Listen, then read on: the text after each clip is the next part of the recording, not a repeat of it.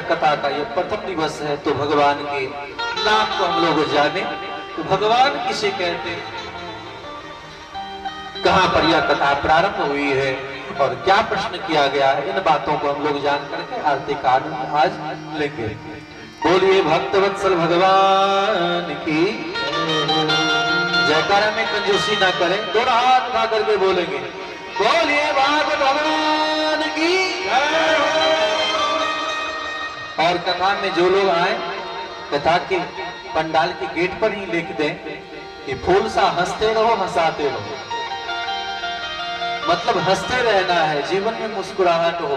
फूल सा हंसते रहो हंसाते रहो और गुलदस्ता सा यूं ही जीवन को सजाते रहो।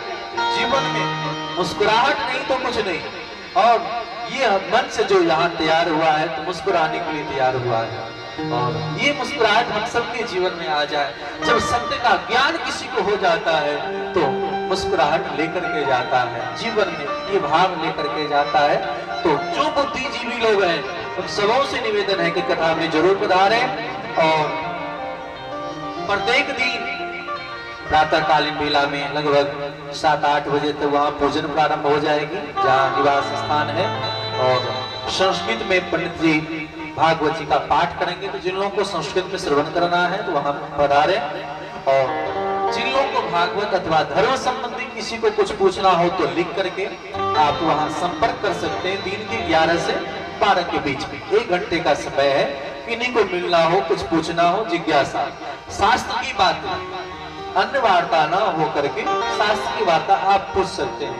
ऐसा अपने कथा में भाव रखा जाता है। बहुतों के मन में बहुत सारी जिज्ञासा है, भ्रांति न हो। आप परीक्षित बनो। परीक्षित जितनी जिज्ञासा करता है, सुखदेव उतनी जिज्ञासाओं को शांत करते हैं। तो हम अपने जीवन में सभी लोग परीक्षित बन करके कथा श्रवण करेंगे।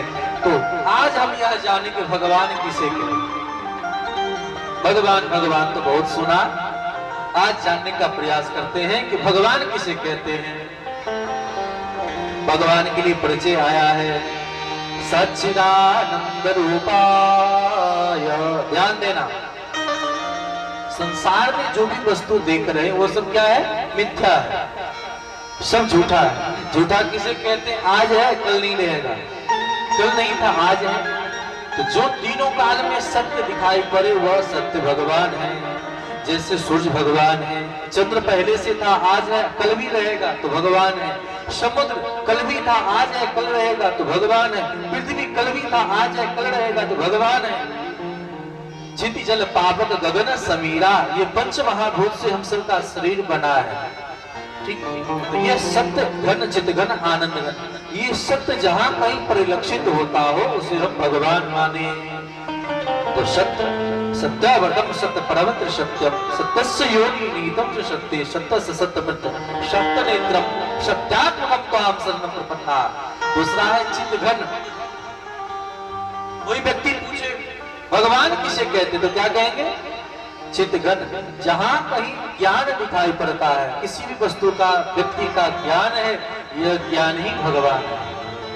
भगवान कहने का मतलब ये होता है, महात्मा कहने का मतलब उनके स्वभाव से है, मानव कहने का मतलब, मनुष्य कहने का मतलब, हिंदू कहने का मतलब उसके स्वभाव से भाव है, शरीर से नहीं। शरीर तो सबका एक जैसा है, लेकिन इन सद्विचार सद्भावों को स्वीकार करने के कारण हम लोग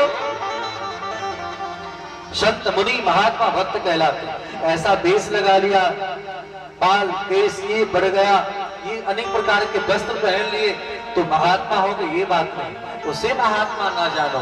अरे महात्मा तो आप सब हैं जो बैठ करके भगवत कथा श्रवण कर रहे हैं, इतने व्यस्ततम समय में, इतनी गर्मी होने के बावजूद, और आप सबके मन में भक्ति विराजमान है। भक्त भगवान से भी श्रेष्ठ हो जाते हैं। क्यों? क्योंकि भगवान की भक्ति करके वो श्रेष्ठ रहते हैं। तो भक्त किसी भी वेशभूषा में मिल सकता है, संत किसी भी वेशभूषा में मिल सकता है, क्योंकि यह कोई वेशभूषा का नाम नहीं है, आचरण का नाम है। तो चितघन भगवान कहते हैं ज्ञान को। जहाँ कहीं ज्ञान दिखाई पड़ता हो उसे भगवान कहे। और तीसरा कहा आनंद। भगवान किसे कहते हैं, आनंद को।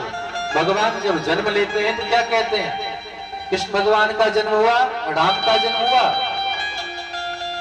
ऐसा बोलते हैं? ऐसा बोलते हैं? नहीं बोलते। क्या बोलते हैं? भगवान का नाम है आनंद, भगवान का नाम है आनंद। इसीलिए कहा जो आनंद सिंधु सुख राशि से करते ते लोक सुखासी, सो सुख धाम राम असनामा, पूर्ण काल लोक विश्रामा, सकल शोकदायक विश्रामा। सभी शोकों को नाश करने वाले का नाम राम है। इसीलिए भगवान जब प्रकट होते हैं तो सब याद आते हैं, राम हो या कृष्ण हो तो क्या कहते हैं? अरे नंद घड़िया नंद भयो जय कन्हैया लाल की, दोनों हाथ उठा करके सब गाइए। नंद घड़िया नंद भयो जय कन्हैया लाल की, नंद घड़िया नंद भयो जय कन्हैया लाल की, नंद घड़िया नंद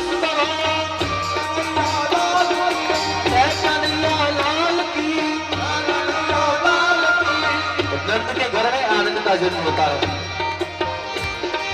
नंद घड़िया नंद भयो जय कन्हैया लाल की, आनंद में आनंद भयो जय राधा राम की, आनंद में आनंद भयो जय राधा राम की, जय राधा राम की, जय राधा राम की, जय राधा राम की, जय राधा राम की, आनंद में आनंद भयो जय राधा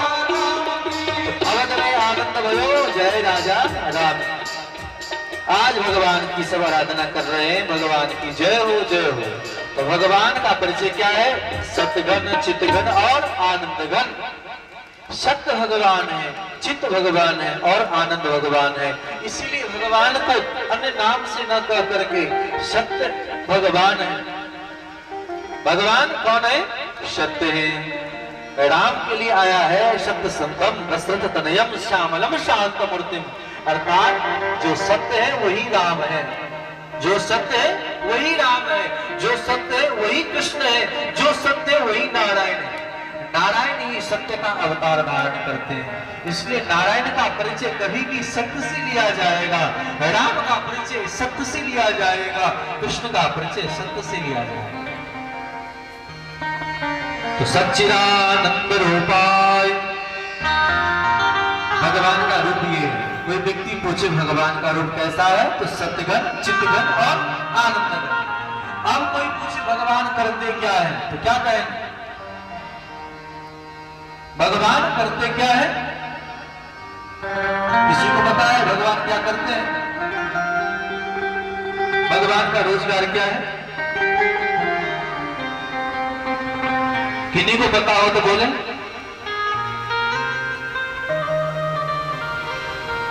पता है भगवान क्या करते हैं? पता है? भगवान को इंग्लिश में क्या कहते हैं? भगवान को इंग्लिश में क्या कहते हैं? गॉड। और उसका परिचय देखो, भगवान इंग्लिश में कहते हैं गॉड। गॉड का मतलब भगवान का परिचय है। भगवान करते क्या उसका परिचय। G for generate, O for operate और D for destroy। सृजन पालन संगरण, भगवान सृजन करते हैं अर्थात विश्वोत्पत्त्यादि हेतवे, विश्व को उत्पन्न करना, पालन करना और संगरण करना। भगवान क्या करते हैं? उत्पन्न पालन संगरण, यानी गॉड जनरेट ऑपरेट डिस्ट्रॉय, सृजन पालन संगरण, उसे भगवान कहते हैं। और भगवान के चरण कमल को पकड़ेंगे तो क्या होगा? तो कहा गया है तापत्रय विनाशाय श्री कृष्णाय वयं नमः, श्री कृष्णाय वयं नमः। भगवान के चरण कमल पकड़ने से हम सबके जीवन में जो दैहिक दैविक भौतिक ताप है सभी तापों का समन्वय हो जाएगा। भगवान से बढ़कर के कोई डॉक्टर नहीं। उस भगवान के पांच पद्मों में हम लोग वंदन करते हैं। भगवान के चरण कमल पकड़ने से काम बन जाता है।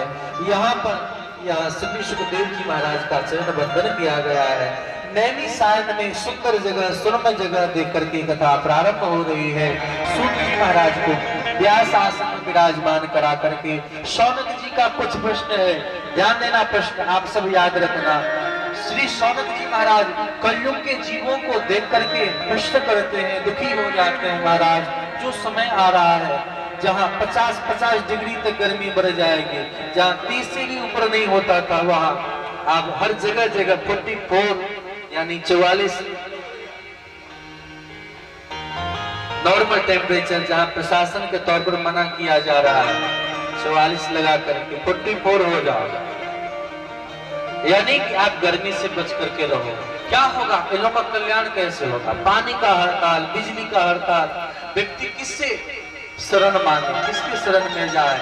इसलिए महाराज कैसे कल्याण होगा, यही बात पूछ रहे हैं। सबके आचरण करने के कारण, प्रकृति के साथ खिलवाड़ करने के कारण आप लोगों को लगता होगा कि ये सब बाहर की बातें नहीं, भागवत